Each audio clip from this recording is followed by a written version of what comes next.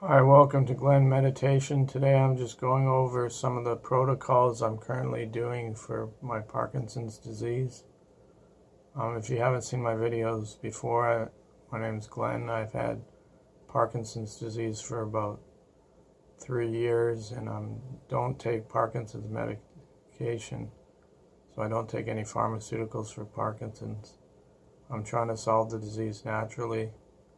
I believe that the medications have bad adverse side effects and that they don't slow down the progression of the disease.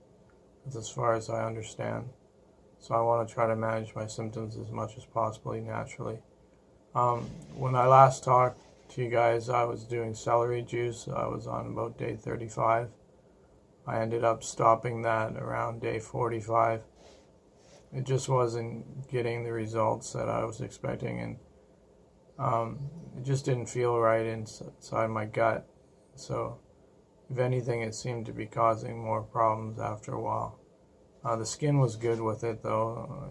I get psoriasis on my forehead and other places on my body, and the skin on the face got really clear with the celery juice. But it just didn't feel right, and I don't think it's healthy to be having diarrhea so often from celery juice day after day. So it might be a thing that I try again in the future, but just maybe once or twice a week. I was also doing chelation with the MSA and vitamin C, zinc, and alpha lipoic acid. I'm currently waiting for some of that to arrive to start that again and do more sets of chelating, because I had mercury fillings, which might have caused the Parkinson's. I had the fillings removed, and now I'm doing the chelation to get the mercury out of my body and other metals. My diet that I've been doing lately is still just meat-based, carnivore some days, OMAD, having one meal a day a lot of other days. And now I'm trying to focus on having meat with berries as my staple diet. One thing that I've changed in my routine is I watched this video on YouTube. It was called Treating Parkinson's with Cannabis, Super Simple Explanation. And the guy who gave the talk was named Shango Loss. That's spelled L-O-S, his last name.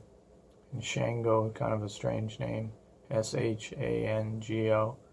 I watched the video, and he claims to have treated a lot of people with cannabis oil for Parkinson's.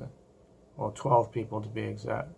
And he got good results with 11 people, he said. So I was interested in that, and so I went out and bought a bunch of different CBD oils, and I'm trying them out currently now. One thing he said is that for Parkinson's, it's best to have the CBD that includes the THC in about a 2-to-1 ratio, and I couldn't find 2-to-1 ratios anywhere, so I ended up getting a 10-to-1, which doesn't seem to have much effect when I take it, so I'm kind of not using that one much. And I found a couple 3-to-1s, so the CBD being 3 and the THC being 1, and that's been pretty good. For sure, when you take the oils, it calms your tremors down and gives you a feeling of you want to participate more. It's possible that there's more dopamine flowing through the brain, because you notice when you're on the oil that you are more interested in doing things again, and because the pain is reduced, you want to move around more. A lot of times with Parkinson's, you have a lot of pain, and so you don't really want to do much, and you have really low energy, so you're sort of apathetic.